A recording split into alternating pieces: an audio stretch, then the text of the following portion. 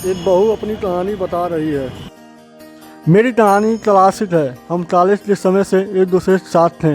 मैं पहली बार उन्हें यूनिवर्सिटी फेस्ट में देखी थी। इस साल सीनियर थे। हम एक दूसरे से मिले। दोनों को कुछ अलग एहसास हुआ और उन्होंने मुझे काफ़ी डेट के लिए पूछा। हम पहले दोस्त थे, फिर एक दूसरे से प्यार करने लगे और हमेशा साथ साथ रहते थे। कॉलेज खत्म होने के बाद पहली जॉब मिलते ही हम अपनी ज़िंदगी साथ साथ बिताने के सपने देखने लगे। इसीलिए हमने कम उम्र में शादी करने का फैसला किया। और हाँ, हमारी शादी में भी फैमिली ड्रामा हुआ था। मेरे पेरेंट्स को कई आशंकाएँ थीं, लेकिन हमने हर तरह की बाधाओं को पार किया और अपनी ज़िंदगी साथ बिताने के लिए तैयार थे। ये ज़िंदगी जिसका सपना हमने 5 सालों तक देखा था, जब तक हनीमून पर नहीं गए हम दोनों को लग रहा था हम जन्नत में हैं। लेकिन मैंने अपने पति में कुछ बातें नोटिस की जो मैंने पहले नहीं देखा था। मुझे एहसास हुआ कि वो अपनी मम्मी से चिपके रहने वाले हैं। उनकी माँ ने बोला था कि हम जहाँ भी रहें बताते रहें, क्योंकि उन्हें सुरक्षा की चिंता हो रही थी। वो हनीमून पर हर 2-3 घंटे में अपनी माँ को फ़ोन करते रहते थे। मैं कुछ बढ़ा चढ़ा कर नहीं बोल रही, लेकिन हमारे हनीमून पर सबसे ज़रूरी मम्मी को बार बार कॉल करना था।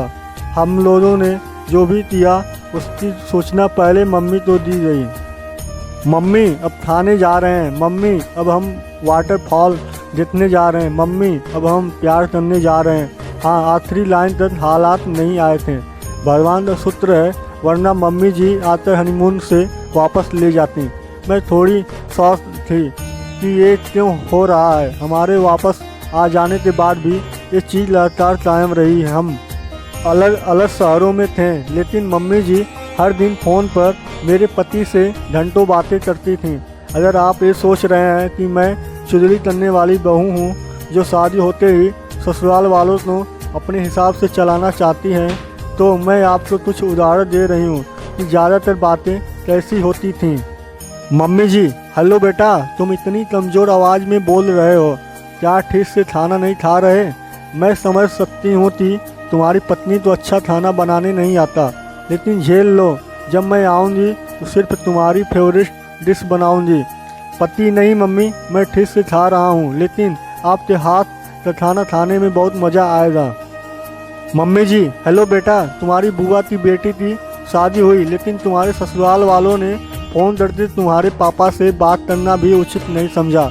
अगर तुम्हारे सास ससुर हमारी इज्जत नहीं करते तो पता नहीं बेटी को क्या सिखाया होगा। पति, वो चिंता मत कीजिए मम्मी, मैं आरती तो बोलूँगा कि उन्हें कॉल कर लें। वो मुझे बोलती थी कि चूँकि तुम कामकाजी महिला हो, इसलिए तुम्हें पता नहीं कि घर कैसे संभालते हैं। तुम्हारे मम्मी पापा तो कितना गर्व होता होगा कि तुमने मेरे बेटे को शादी करने लिए राज़ी कर लिया। ये बदअस्तूर जारी रहा और बढ़ते ही गया। जब उन्हें पता चला कि हम एक और कार खरीद रहे हैं, वो भी मेरे लिए, तो उन्होंने ताना मारते हुए कहा कि यह मेहनत की कमाई की बर्बादी है। लेकिन मेरे पति में इतनी हिम्मत नहीं हुई कि वो अपनी माँ को बोलें ये मेहनत की कमाई उनकी पत्नी की है। पति के इस विनम्र स्वभाव के कारण चिंता होती है।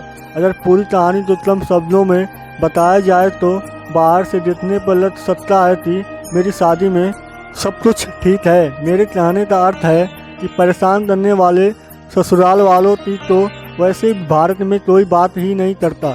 मुझे चिंता अपने पति के दबूत स्वभाव की होती है, जिस वजह से मेरी नज़रों में उनकी इज्जत कम हो गई है। जब मैं अस्पताल में प्रसव पीड़ा में थी और पति की सबसे ज़्यादा ज़रूरत थी, वो अपनी माँ को फ़ोन कर पल पल का हाल बताने में व्यस्त थे। जब हमने घर खरीदा तो एक पल बैठकर इस उपलब्धि को एंजॉय करने की जगह वो अपने घर वालों का टिकट बुक करने में व्यस्त थे ताकि वो घर आकर देख लें। मेरे ससुराल वालों तो मुझ में या मेरे बच्चों में कोई दिलचस्पी नहीं है और शायद ही कभी वो उनका हाल चाल लेते हैं। मेरे जन्मदिन पर या कोई खास मौके पर कोई मुझे फ़ोन कर शुभकामना देना भी ज़रूरी नहीं समझते, लेकिन मेरे पति उन्हें कॉल करने वाले पहले सख्त होते हैं। इस रिश्ते में उन्होंने कभी कुछ गलत नहीं किया, लेकिन वो कभी मेरे लिए खड़े नहीं हुए। मेरे पति मुझे वो स्थान और इज्जत परिवार में नहीं दिला सकते जो एक बहू की होनी चाहिए। ज़्यादातर पारिवारिक मामलों में मुझे नज़रअंदाज किया गया। यहाँ तक कि मेरे ससुर मुझे कहते हैं कि तुम दूसरे रूम में जाओ, मुझे अपने बेटे से कुछ ज़रूरी बातें करनी है। मेरे पति बस मुझे देखकर मुस्कुराते हैं और पलक झपकाते हैं। मैं बस नौकरों जैसा महसूस करते रह जाती हूँ।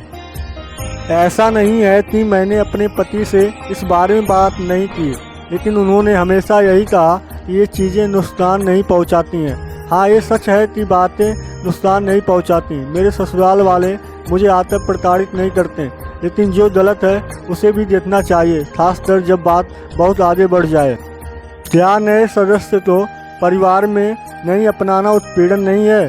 क्या अपने बेटे की पत्नी का उपहास उड़ाना गलत नहीं है? क्या बहू के पेरेंट्स की बार बार बेइज्जती करना उत्पीड़न नहीं है? मेरे पति को ऐसा नहीं लगता और यही कारण है कि मुझे पछतावा है कि मैंने उनसे शादी की। जब हमारी शादी हुई थी ये लव मैरिज था। मुझे वो घर में वो जगह दिलाएंगे जो मेरी होनी चाहिए।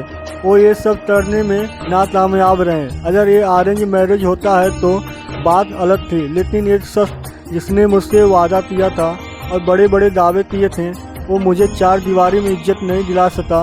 अगर लव मैरिज ऐसी होती है तो मुझे लगता है कि ऐसी लव मैरिज के बिना शायद मेरी ज़िंदगी ज़्यादा बेहतर होती है। आप लोग इस कहानी बारे में अपना राय ज़रूर दें। अगर ये वीडियो अच्छा लगा हो तो लाइक करें, चैनल सब्सक्राइब कर लें और वीडियो से बहुत ज़्यादा शेयर करें। मिलते हैं अगले वीडियो में, तब तक के लिए जय हिंद, जय भारत।